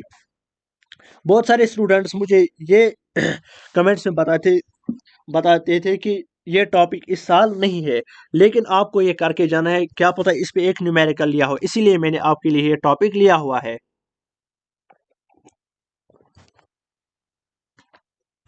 यहाँ पे अगर हम देखेंगे मोलैरिटी क्या होता है, molarity of a solution is the ratio of moles of solute is the ratio of, यहाँ पे इससे ये स्टार्ट होता है, moles of solute to the volume of solution, यानी moles of solute divided by volume of solution in litres. ये आप यहाँ से करके जाओगे। इसके साथ मोलैलिटी क्या होती है, मोलैलिटी होता है ratio of moles of solute. ये भी होता है ऐसे ही, देखो ये भी है ratio of moles of solute, ये भी है ratio of moles of solute, लेकिन ये है to the volume of solution in litres, ये होता है to the mass of solvent in kilograms. यहाँ पे किलोग्राम्स है, टू द मास ऑफ, यहाँ पे है वॉल्यूम ऑफ सॉल्यूशन, यहाँ पे आपका है mass of solvent in kilograms, यहाँ पे किलोग्राम्स है, यहाँ पे लीटर्स है। इट इज डिनोटेड, मोलैरिटी हम डिनोट करते हैं बाय कैपिटल एम, और मोलैलिटी हम डिनोट करते हैं by, small M. M is equal to, यहाँ पे फॉर्मूला क्या बन जाएगी फिर, M is equal to moles of solute divide by litres of solution. यहाँ पे स्मॉल एम क्या बन जाएगा आपका, M is equal to moles of solute divided bye kilograms of solvent, यानी ये लीटर्स हो गया, यहाँ पे ये किलोग्राम्स हो जाएगा। मोलैरिटी कहाँ किस पे डिपेंड होगा, जरूरी है ये वॉल्यूम पे डिपेंड होगा, क्योंकि हम यहाँ पे वॉल्यूम ही लेते हैं। तो यहाँ पे हम क्या लेते हैं, यहाँ पे हम मास लेते हैं। तो ये मोलैरिटी किस पे डिपेंड होगी, molarity only depends on mass of solvent. It is independent on pressure and temperature, it is not affected by change in temperature and, यानी ये यहाँ पे डिपेंडेंट होता है, it is dependent on pressure and temperature, और it is not affected by change in pressure और temperature, यानी independent होता है। द यूनिट ऑफ मोलैरिटी, देखो यहाँ पे है मोल्स और यहाँ पे है लीटर्स, तो यहाँ पे आ जाएगा मोल पर लीटर, इसका यूनिट मोल पर लीटर। यहाँ पे इसका यूनिट क्या आ जाएगा, देखो यहाँ पे अगर हम बात करेंगे, यहाँ पे है मोल्स और नीचे है किलोग्राम्स, तो यहाँ पे आ जाएगा मोल पर ग्राम। देखो यहाँ पे भी ऊपर मोल था, यहाँ पे भी ऊपर मोल था, लेकिन यहाँ पे नीचे लीटर था, यहाँ पे नीचे किलोग्राम था, इसीलिए यहाँ पे आ जाएगा मोल पर लीटर और यहाँ पे आ जाएगा मोल पर ग्राम। ये आप करके जाओगे यहाँ से। इसके बाद हम नेक्स्ट चैप्टर की तरफ चलेंगे, that is structure of atom. Structure of atom मैंने आपको कौन सा इंपॉर्टेंट टॉपिक दिया था, that is atomic models. Atomic models में भी कौन सा इंपॉर्टेंट दिया हुआ था, बोहर मॉडल, वो हम अच्छे से डिस्कस करेंगे। इसके बाद आता है पहला आपका Thomson's model of atom. Thomson's model of atom, इसने क्या प्रपोज किया था, he proposed that an atom is shaped like a sphere.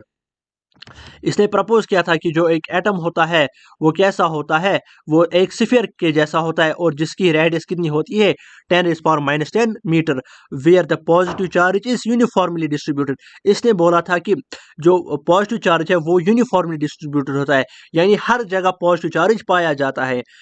और इसने क्या साथ साथ बताया था, the electrons are embedded in the sphere so as to give most stable electrostatic arrangement.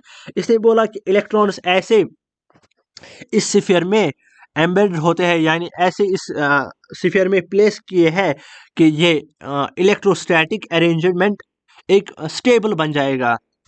इसमें जो भी इलेक्ट्रोस्टैटिक यानी इसमें जो चार्ज रेस्ट पे होगा, उसमें जो अरेंजमेंट होगा चार्जेस का वो स्टेबल बन जाए, ऐसे उसमें अरेंजमेंट होता है इन इलेक्ट्रॉन्स का इस स्फीयर में।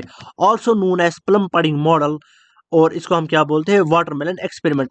वाटरमेलन में उसने क्या बोला था जो भी उसमें ये सीड्स होते हैं, उन सीड्स को उसने इलेक्ट्रॉन बोला था, और जो उसका रेड पोर्शन है, ऑरेंज वाला पोर्शन, उसको उसने बोला था क्या, उसको उसने मेंशन किया था एज पॉजिटिव चार्ज, और जो उसमें सीड्स है उसको बोला था नेगेटिव चार्ज। और ये ऐसा उसने दिया था, उसने बोला था कि जो इलेक्ट्रॉन होता है दैट इज ये डिस्ट्रीब्यूटेड होता है, यहाँ पे ये यूनिफॉर्मली डिस्ट्रीब्यूटेड होता है, इसका पॉजिटिव चार्ज भी यूनिफॉर्मली डिस्ट्रीब्यूट होता है, नेगेटिव चार्ज भी यूनिफॉर्मली डिस्ट्रीब्यूट होता है।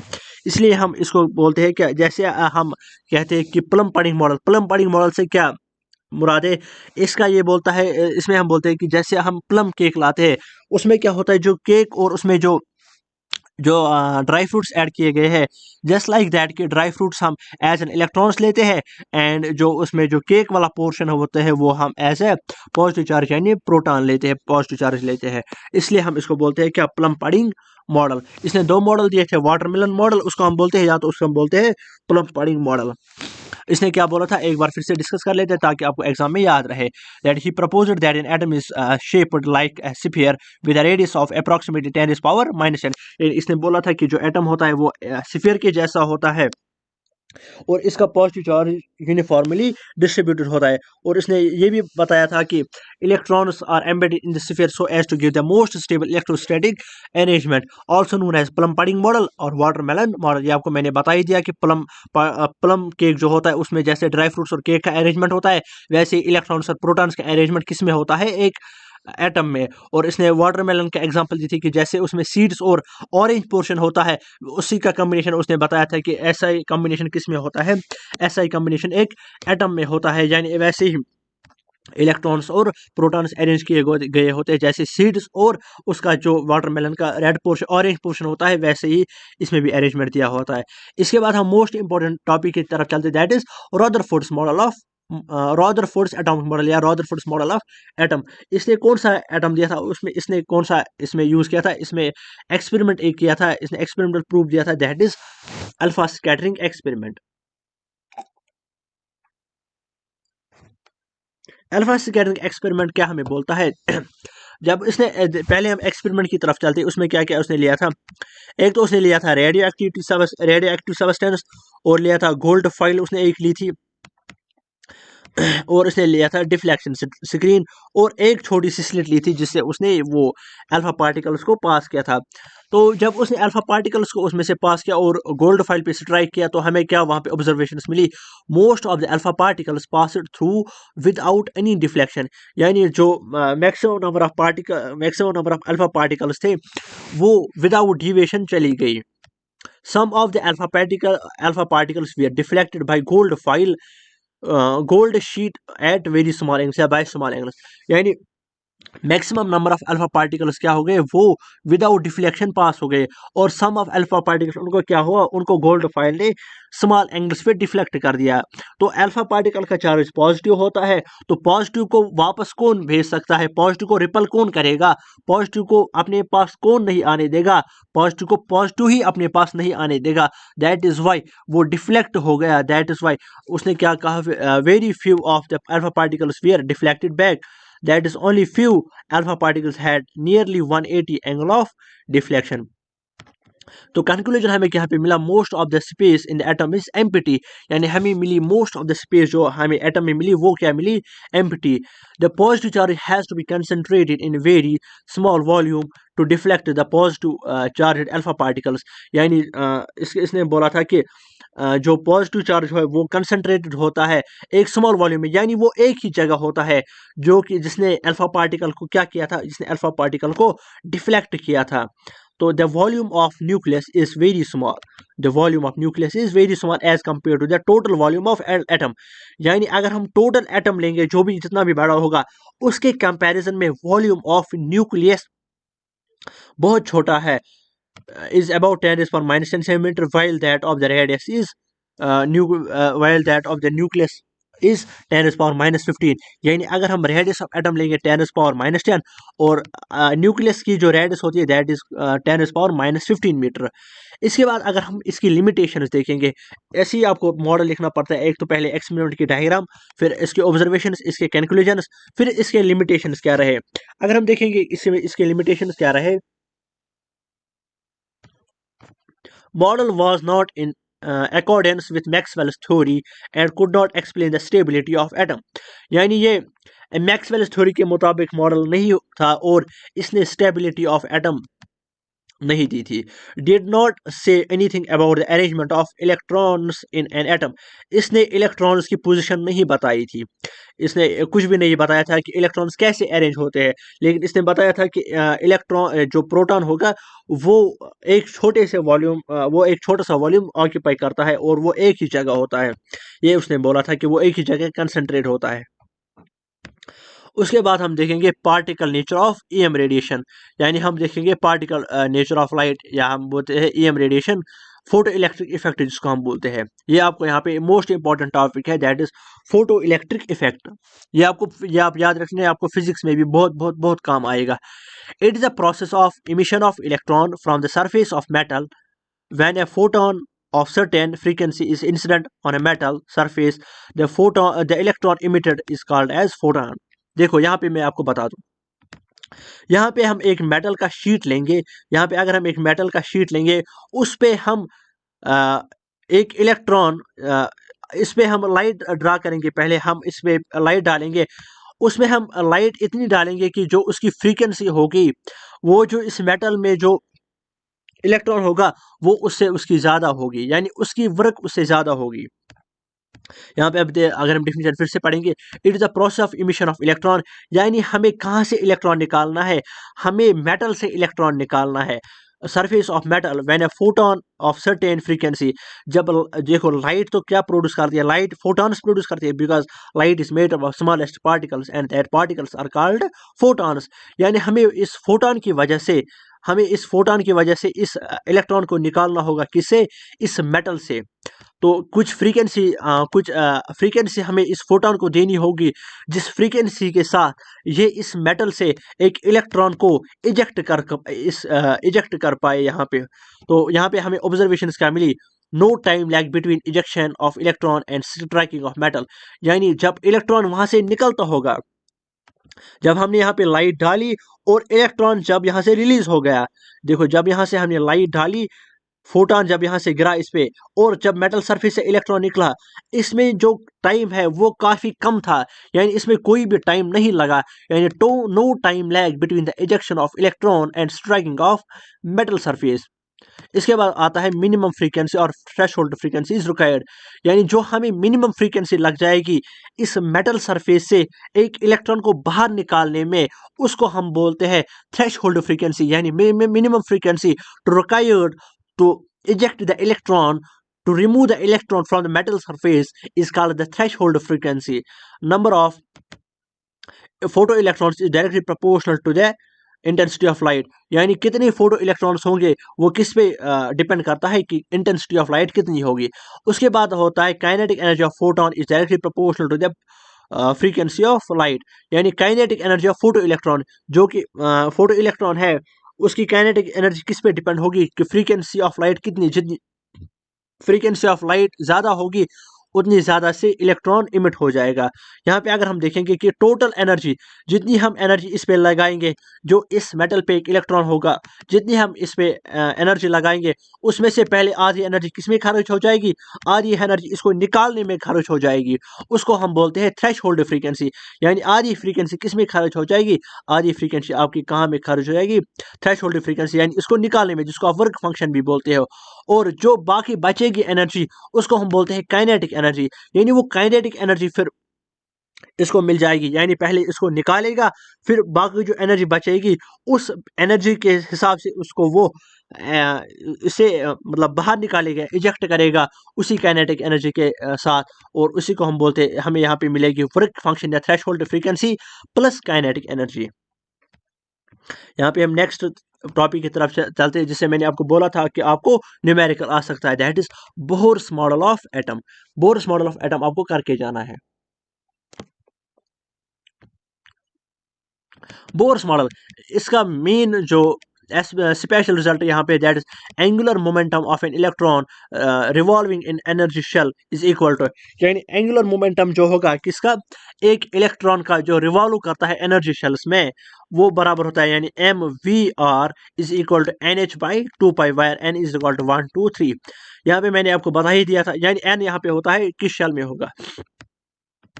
यहाँ पे एक और जिसपे मैंने आपको वहां पे बोला था, या तो रेडियस पे क्वेश्चन पूछा जाएगा या तो आपका एनर्जी पे क्वेश्चन पूछा जाएगा, जो कि वहां पे मैंने ब्रैकेट में लिया हुआ था। मोस्ट इंपॉर्टेंट टॉपिक यहाँ से ये है, रेडियस किसके बराबर होता है, रेडियस होता है बराबर nth ऑर्बिटल की रेडियस किसके बराबर होती है, nth शेल की किसके रेडियस किसके बराबर होती है, 0.529 into n square by z square. यहाँ पे जेड क्या होता है, एन यहाँ पे होता है कौन सा ऑर्बिट होगा या कौन सा शेल होगा यहाँ पे, और यहाँ पे जेड क्या होता है, जेड यहाँ पे होता है एटॉमिक नंबर। ये हम किस में डिस्क्राइब करते हैं, एंगस्ट्रॉम्स में। इसके बाद आता है वेलोसिटी ऑफ इलेक्ट्रॉन, यानी वेलोसिटी ऑफ nth या nth शेल ऑफ इलेक्ट्रॉन, उसमें कितनी वेलोसिटी होती है, that is velocity is equal 2.19 into 10⁶ into z by n metre पर सेकंड, ये इसकी वेलोसिटी होती है। इसके बाद एनर्जी किसके बराबर होती है, एनर्जी ऑफ nth शेल या nth ऑर्बिट किसके बराबर होती है, that is e n is equal to -13.6 z square by n square divide electron volt पर एटम। अगर हम इलेक्ट्रॉन वोल्ट को इसमें चार्ज में ये कन्वर्ट करेंगे, दैट इज यहाँ पे हमें मिल जाएगा 1.6 × 10⁻⁻19 जूल्स। यहाँ पे आपको मिल जाएगी इस एनर्जी पे आप एक न्यूमेरिकल आपको मिलेगा, और या तो इस रेडियस पे आपको एक न्यूमेरिकल मिलेगा ही मिलेगा। इसके बाद इसकी लिमिटेशंस क्या है वो हम यहाँ पे डिस्कस करेंगे।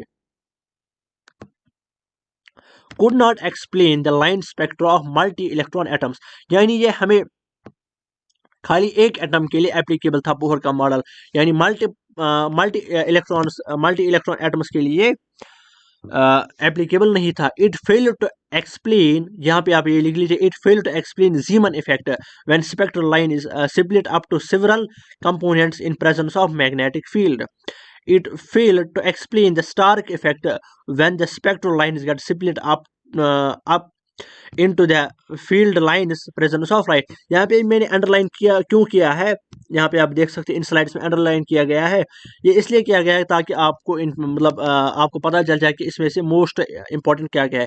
इसके बाद एक और लिमिटेशन क्या है, unable to explain doublet triplet lines in spectrum, violation of, ये किसको वायलेट करता था, हाइजेनबर्ग्स अनसर्टेनिटी प्रिंसिपल।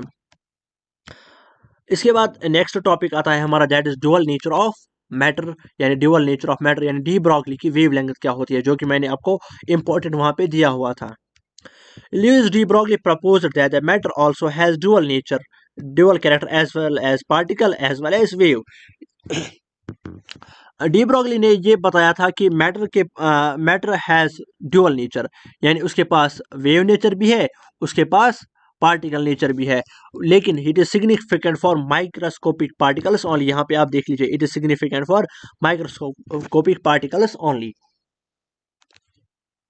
वेवलेंथ के बराबर होती है वेवलेंथ, यानी lambda is equal to h/p, और p जो होता है that is momentum is equal to mass into velocity. That is यहाँ पे लैम्डा किसके बराबर बन जाएगा, लैम्डा बन जाएगा बराबर h/mv। यहाँ से अगर हम काइनेटिक एनर्जी फॉर्मूला सॉल्व करेंगे, फिर हम यहाँ से mv का वैल्यू निकालेंगे, तो mv का kinetic energy is equal to 1/2 of mv², that is ke is equal to 1/2 of mv²।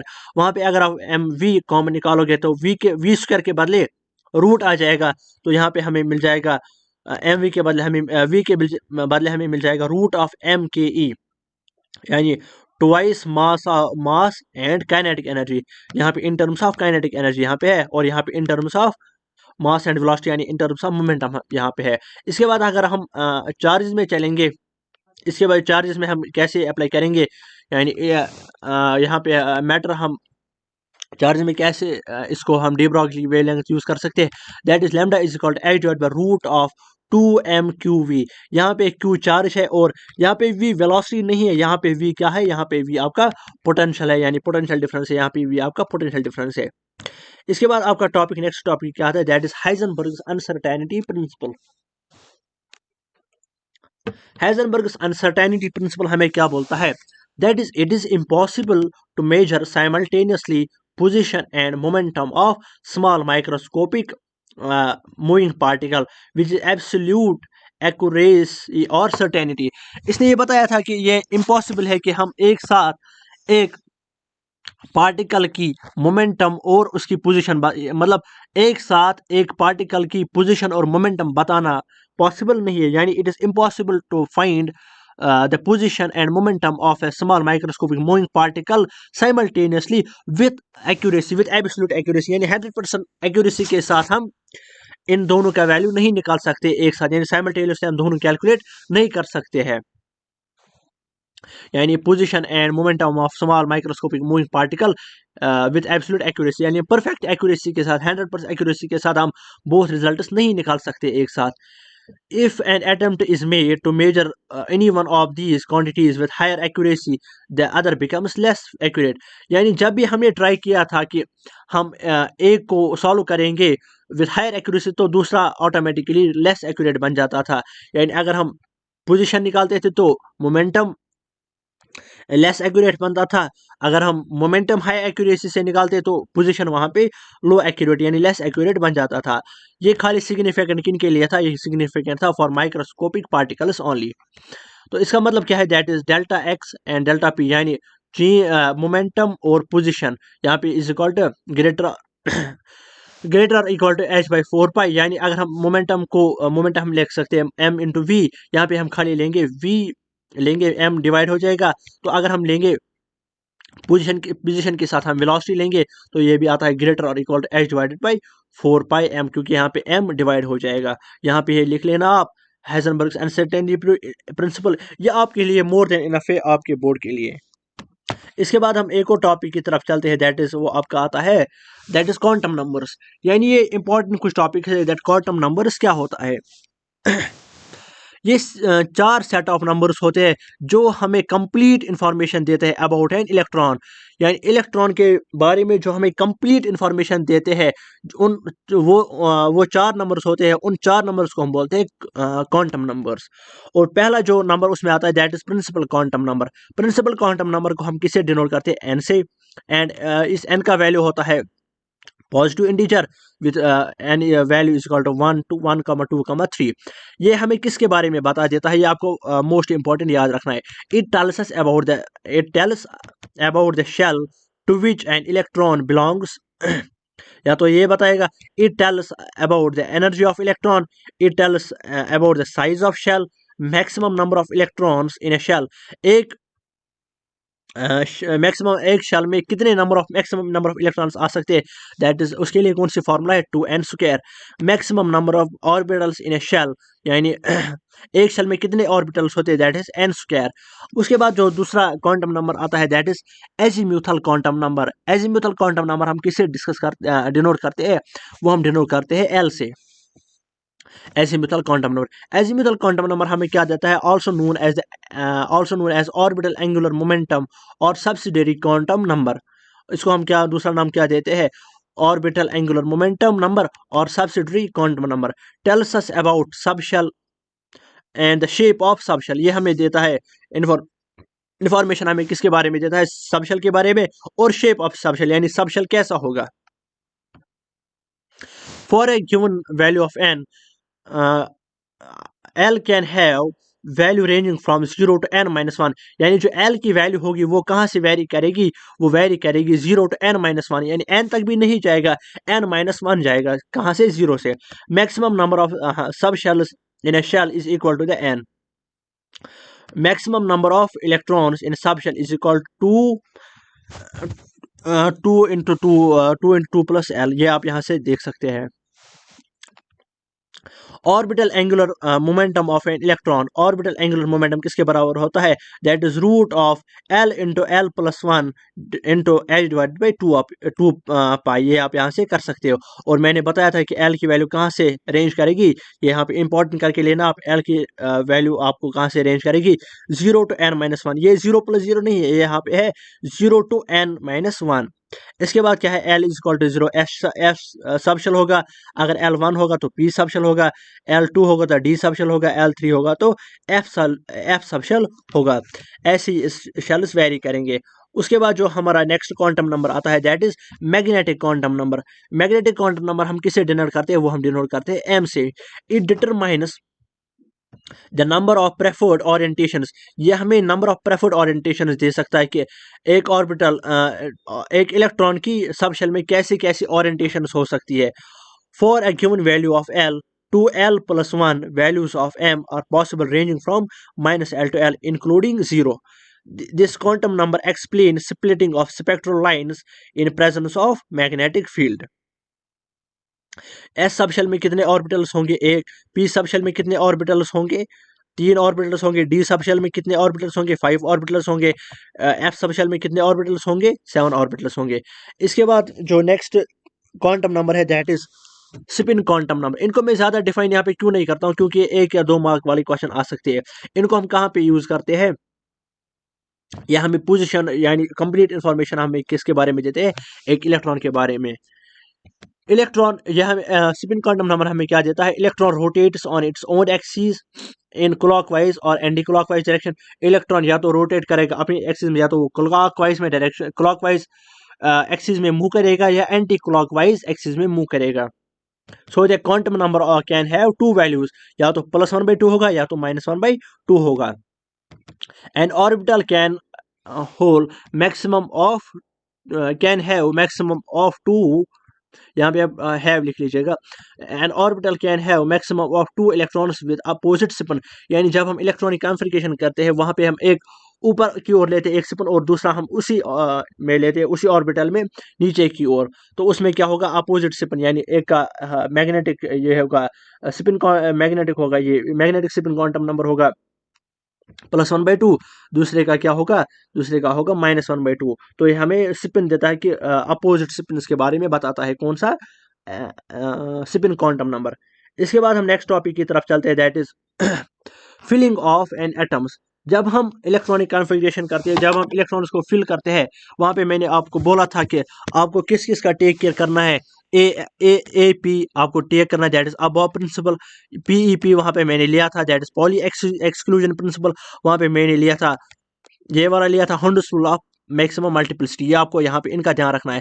पहले जब भी आप ये करोगे फिलिंग ऑफ एटॉमिक ऑर्बिटल्स, जब आप एटॉमिक ऑर्बिटल्स में फिलिंग ऑफ इलेक्ट्रॉन्स करोगे तो आप कैसे करोगे, पहले आपको क्या करना है, इट सेड्स that electrons are filled into the orbitals in the increasing order of orbital energy level. आपको ऐसे इलेक्ट्रॉन्स फिल करने हैं इन एटॉमिक ऑर्बिटल्स में कि वो जो ऑर्बिटल एनर्जी लेवल होगी वो इंक्रीजिंग ऑर्डर में होना चाहिए।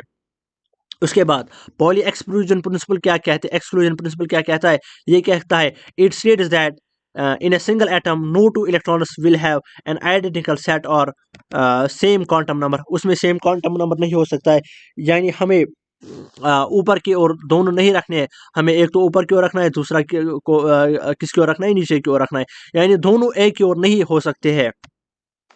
उसके बाद Hund's rule of maximum multiplicity. तो इसके बाद क्या है यहाँ पे और यहाँ पे मैक्सिमम कितने जा सकते हैं, यहाँ पे पॉली एक्सक्लूजन के मुताबिक यहाँ पे दो ही एक ऑर्बिटल में जा सकते हैं, दो ही electrons. Before the double occupation, जब आप डबल ऑक्यूपेशन करोगे एक ऑर्बिटल में, every orbital in sub level is singly occupied for the maximization of total spin. All electrons all in a single occupation orbital have the same spin. तो यहाँ पे जब भी आप फिलिंग करोगे, फिलिंग करने से पहले आपको पहले एक एक सब में फिल करना है, यानी पहले अगर आपके पास 3 ऑर्बिटल्स है और आपके पास 3 इलेक्ट्रॉन्स है, तो आपको पहले में 2 और दूसरे में 1 नहीं लगाना है, बल्कि आपको क्या करना है, आपको पहले तीनों में 3 लगाने, यानी एक एक ऑर्बिटल में आपको एक एक इलेक्ट्रॉन लगाना है, यानी सिंगल ऑक्यूपाई आपको पहले करना है। फिर इसके बाद आता है इलेक्ट्रॉनिक कॉन्फ़िगरेशन। इलेक्ट्रॉनिक कॉन्फ़िगरेशन आपने पढ़ी हुई होती है, कैसे हम इलेक्ट्रॉन को अपने अपने मतलब शेल में बेचते हैं। तो वो हमें किससे मिलता है, मतलब वो हमने यहाँ पे क्वांटम नंबर से मिल गया कि कैसे हमें फिलिंग करनी है। वो यहाँ पे हमें 4 क्वांटम नंबर्स मिले, principal quantum number, azimuthal quantum number, magnetic quantum number और यहाँ पे स्पिन क्वांटम नंबर। उसके बाद हमने क्या डिस्कस किया, अबा प्रिंसिपल, इनका आपको ध्यान रखना है, पॉली एक्सक्लूजन प्रिंसिपल और Hund's rule of maximum multiplicity. इसके बाद कुछ पीरियोडिक ट्रेंड्स आपके पास है, दैट इज इलेक्ट्रोनेगेटिविटी। इलेक्ट्रोनेगेटिविटी क्या होता है, electronegativity tendency of an atom to attract the share pair of electron, share pair electron towards itself. यानी एक एटम की ये टेंडेंसी होती है कि वो कितना अट्रैक्ट करेगा, जो उसने शेयर पेयर ऑफ इलेक्ट्रॉन लिया होगा वो उसको कितना अट्रैक्ट करेगा, तो उसको हम बोलते हैं इलेक्ट्रोनेगेटिविटी।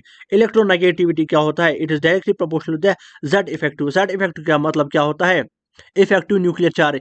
यानी अगर मैं सिंपल सी भाषा में आपको बता दूं, सिंपल सी जुबान में आपको बता दूं, इसका मतलब है जेड इफेक्टिव का, यानी इफेक्टिव न्यूक्लियर चार्ज का मतलब है फोर्स ऑफ अट्रैक्शन, यानी फोर्स ऑफ अट्रैक्शन कितना होगा।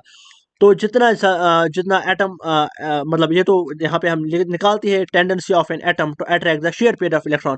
ये टेंडेंसी होती है एक एटम की कि वो शेयर इलेक्ट्रॉन को कितना अट्रैक्ट करे। और यहाँ पे जेड इफेक्टिव भी क्या है आपका, ये भी आपका इफेक्टिव न्यूक्लियर चार्ज है, फोर्स ऑफ अट्रैक्शन। तो ये दोनों यहाँ पे क्या बन जाएंगे, डायरेक्टली प्रोपोर्शनल।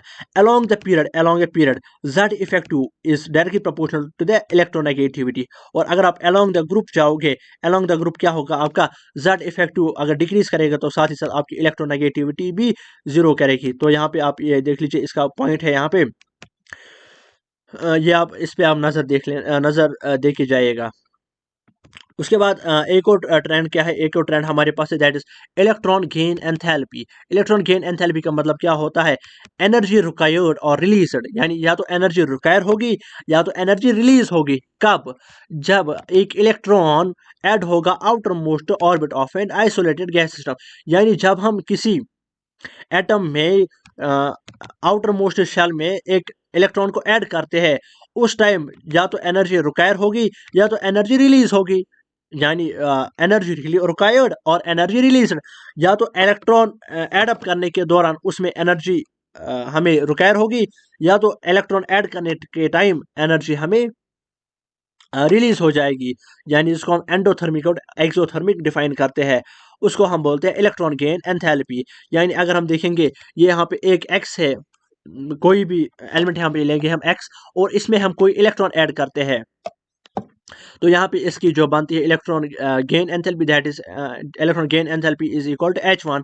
और अगर हम किसी ऑलरेडी जिसने एक इलेक्ट्रॉन लिया होगा उसमें हम दूसरा इलेक्ट्रॉन ऐड करेंगे, तो उसमें जो है x-2 बन जाएगी इलेक्ट्रॉन गेन एंथैल्पी। तो इसका मतलब है कि एनर्जी रिक्वायर्ड और energy released during when an electron is added to the outermost orbit of an isolated gaseous atom is known as electron gain enthalpy. In majority of the cases delta H1 यानी electron gain enthalpy is negative यानी exothermic, except किन के होगी, beryllium, nitrogen and noble gases के बगैर जो ये होगा electron gain enthalpy that is negative यानी एक्सोथर्मिक होगी। स्टेबल कॉन्फ़िगरेशन, क्यों इनकी स्टेबल कॉन्फ़िगरेशन होती है, डेल्टा H1 इज पॉजिटिव। इनका क्या होगा, इनका डेल्टा H1 पॉजिटिव होगा यानी एंडोथर्मिक होगा। इसके बाद successful electron gain enthalpy is always positive, ये भी आप नोट करके जाइए कि ऑलवेज यहाँ पे है, यानी ये ऑलवेज यहाँ पे है, या इसको आप माइंड में रख लीजिएगा। उसके बाद इसमें क्या है, electron gain enthalpy is directly proportional to the Z effective charge. यहाँ से भी आप याद रख सकते हो, अलोंग द पीरियड, इसका भी वही configuration, along the period Z effective directly proportional to the electron gain enthalpy along a group Z effective decreases with decrease in electron gain enthalpy। ये वैसा ही है, यहाँ पे आप देख सकते हो। ये मैंने क्यों लिया है, क्योंकि ये कंपेरेबल था और ये आपको याद भी रह जाएगा। यहाँ से देखो, यहाँ पे भी along the period both increases, along the group both decreases। यहाँ पे आप देख सकते हो along the period both increases, along the period both decreases। Group 16 की यहाँ पे है और ग्रुप 17 की भी मैंने यहाँ पे ली हुई है कि किसकी ज़्यादा होगी किसकी कम होगी इलेक्ट्रॉन गेन एंथैल्पी। उसके बाद हम चलते हैं किसके और, that is ionisation energy. Ionisation energy क्या होता है, energy required to remove an electron from an isolated gaseous system, यानी एनर्जी, कितनी एनर्जी हमें लगेगी कि एक इलेक्ट्रॉन को रिमूव करने में एक आइसोलेटेड गैसेस एटम में, यानी एक एटम से हमें क्या निकालना है, एक एटम से हमें किसको निकालना है, एक इलेक्ट्रॉन को निकालना है। उस इलेक्ट्रॉन को निकालने में जो हमें एनर्जी लग जाएगी, उस एनर्जी को हम बोलते हैं आयोनाइजेशन एनर्जी। और ionization is always endothermic, ionization is always endothermic, क्योंकि एंडोथर्मिक क्या होगा, एंडोथर्मिक में हमें इलेक्ट्रॉन को निकालने के लिए एनर्जी यहाँ से अप्लाई करनी पड़ेगी। एक्सोथर्मिक होता है जहाँ पे हीट रिलीज हो, यहाँ पे एनर्जी रिलीज हो। एंडोथर्मिक वो होता है जहाँ से हमें यहाँ से ही एनर्जी देनी पड़ती है, क्योंकि हमें एनर्जी, आयोनाइजेशन एनर्जी वो एनर्जी होती है जो हमें रिक्वायर होती है to remove an electron from an isolated, यानी हमें एटम से एक इलेक्ट्रॉन को रिमूव करना है। दैट इज उसमें एनर्जी लग जाएगी, उसमें हमें एनर्जी अप्लाई करना पड़ेगी। That is it is always endothermic and it is always positive. यानी अगर हम मैग्नीशियम एटम लेंगे, उसमें हम एक इलेक्ट्रॉन निकालेंगे, अगर हम इलेक्ट्रॉन निकालेंगे उसमें पॉजिटिव चार्ज आ जाएगा, तो यहाँ पे उसको हम बोलेंगे एनर्जी, आयोनाइजेशन एनर्जी इज 1। देखो यहाँ पे अगर हम मैग्नीशियम स्टेबल एटम लेंगे पहले, तो इसमें 12 इलेक्ट्रॉन्स और 12 प्रोटॉन्स होंगे। जब हम इससे एक इलेक्ट्रॉन निकालेंगे तो इस पे एक पॉजिटिव चार्ज आ जाएगा, तो न्यूक्लियर चार्ज बढ़ जाएगा। अगर न्यूक्लियर चार्ज बढ़ जाएगा तो हमें मोर इलेक्ट्रिक एनर्जी अप्लाई करनी पड़ेगी।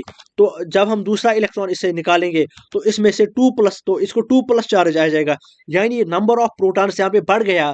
अगर नंबर ऑफ प्रोटॉन्स बढ़ गया तो इलेक्ट्रॉन का नंबर कम हो गया, तो मैक्सिमम किन की डोमिनेंस से हो गई, प्रोटॉन्स की, यानी प्रोटॉन इसको मैक्सिमम अट्रैक्ट करेगा, किसको, इलेक्ट्रॉन को। तो वहां पे हमें आयोनाइजेशन एनर्जी वहां पे ज्यादा अप्लाई करनी पड़ेगी। तो एनर्जी यहाँ पे हमें ज्यादा अप्लाई करनी पड़ेगी, तो यहाँ पे ऑर्डर क्या बन जाएगा, ionization energy third is greater than second and is greater than first. यानी सबसे ज्यादा आयोनाइजेशन एनर्जी किसकी होगी, जिससे हमने दो इलेक्ट्रॉन्स एक साथ निकाले, जिससे हमने दो इलेक्ट्रॉन्स एक साथ निकाले, या जिससे हमने तीन इलेक्ट्रॉन्स एक साथ निकाले, एज कम्पेयर टू जिसमें हमने एक इलेक्ट्रॉन निकाला।